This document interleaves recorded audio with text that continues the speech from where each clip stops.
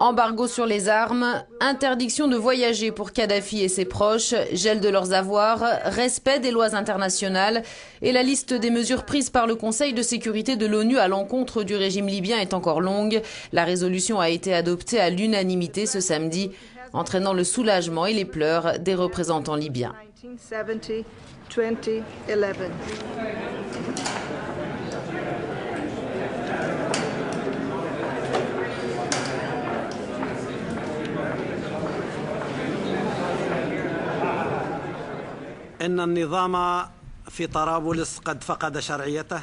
Le régime de Tripoli n'a plus aucune crédibilité et cette résolution représente un soutien moral pour notre peuple qui résiste.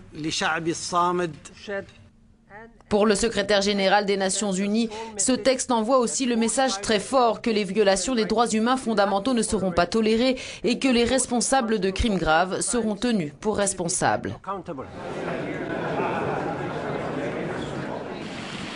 À Benghazi, fief de l'opposition libyenne et deuxième ville du pays, si le texte en question a été dans l'ensemble plutôt bien accueilli, on pense avant tout à soi, à l'intérêt du peuple libyen.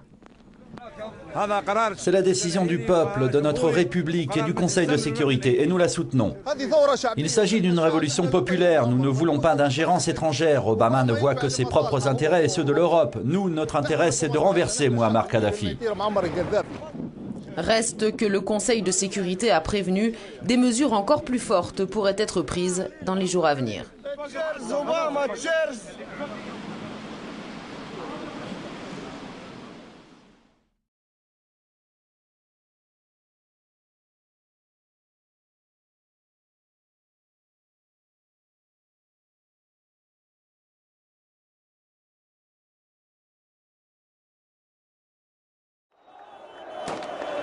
Il fête le vote de la résolution de l'ONU.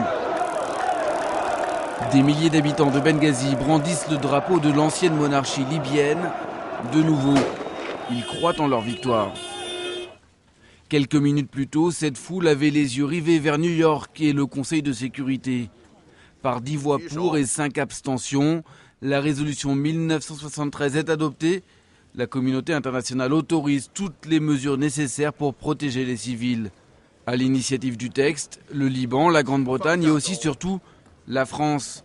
Paris qui a pesé de tout son poids dans la bataille diplomatique. Nous ne pouvons pas laisser faire les fauteurs de guerre. Nous ne pouvons abandonner à leur sort des populations civiles victimes d'une brutale répression.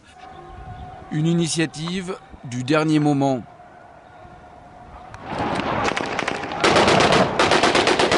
Car sur le terrain, les troupes de Kadhafi viennent de débuter la bataille de Benghazi. Jeudi dans la soirée, les premiers bombardements menés par le régime libyen ont eu lieu, précédés par de lourds combats au niveau de l'aéroport de la ville. Pourtant, la résolution a peut-être déjà des premiers effets. Selon la chaîne CNN, le fils Kadhafi aurait décidé de ne pas entrer immédiatement dans Benghazi. Et du côté diplomatique, le ton semble changer. Le vice-ministre des Affaires étrangères propose un cessez-le-feu. Si la communauté internationale se soucie véritablement des populations civiles, de l'intégrité du pays, de l'unité du pays, eh bien je vous propose d'avoir des discussions ici, sur place. Les villes, conquises ces derniers jours par les troupes de Kadhafi, ne sont plus que ruines. C'est peut-être pour cette raison que l'Australie se demande si la résolution de l'ONU n'arrive pas trop tard. À partir de maintenant, les avions américains, anglais, français, peut-être d'autres nationalités, mais en tout cas anglais, français et américains ont le droit de survoler la Libye, ont le droit de bombarder la Libye de façon à faire respecter ce qu'on appelle une zone d'exclusion aérienne. Pourquoi est-ce qu'ils ont le droit ? À cause de ce papier que j'ai sous les yeux, qui s'appelle la résolution 1973. Alors elle fait 6 pages. Il n'est pas dit précisément on va attaquer tel jour, à telle heure et de telle façon. Il est dit on va établir une zone d'exclusion aérienne, c'est-à-dire qu'aucun avion n'a le droit de voler en Libye désormais. Et par ailleurs, ce qui est un peu la surprise de la nuit, nous allons mettre en œuvre toutes les mesures nécessaires pour protéger les civils. Ça veut dire que cette résolution va un peu au-delà.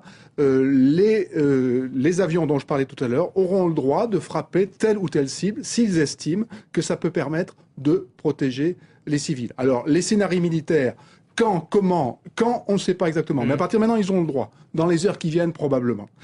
Comment? Avec des avions et des missiles. C'est comme ça que ça va se passer.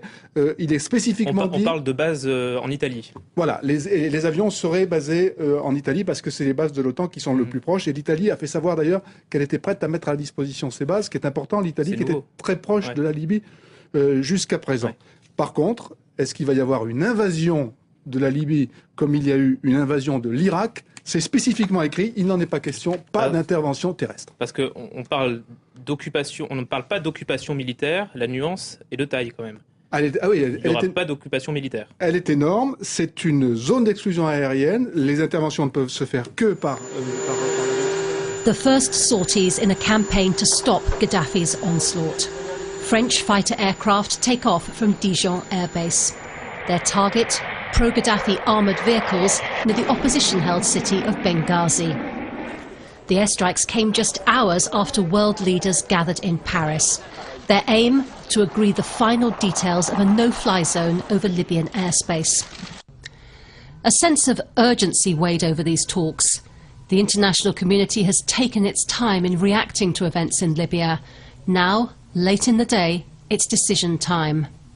At the end of the talks, President Sarkozy delivered this stark message. Aujourd'hui, nous intervenons en Libye sur mandat du Conseil de Today, we are intervening in Libya under a mandate from the UN Security Council alongside our partners, in particular our Arab partners. And we are doing this in order to protect the civilian population from the murderous madness of a regime that by killing its own people has lost all legitimacy. And the American Secretary of State added her country's unequivocal support for the action.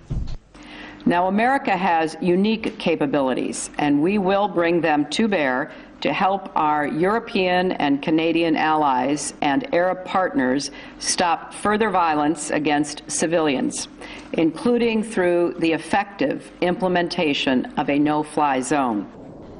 At military bases across southern Europe, signs of attack aircraft preparing for action. British fighter jets are expected to join the French in launching airstrikes, while American, Canadian and Spanish aircraft are also poised to take off. One of their priorities will be to take out Gaddafi's air defences so that other aircraft can operate freely in the skies over Libya. For the residents of Benghazi, this military intervention is coming in the nick of time because Gaddafi's forces are already closing in on the city. The message from Paris is that the international community is finally moving from words to action. The people of eastern Libya will be hoping it's not too late. Jackie Rowland, Al Jazeera, Paris. The road to Ashdabia bears witness to the devastating firepower of the coalition. Mile after mile is pockmarked with the charred remains of Colonel Gaddafi's forces. They'd come to take Benghazi, the cradle of what they call a revolution here. But they were no match for the French jets that came.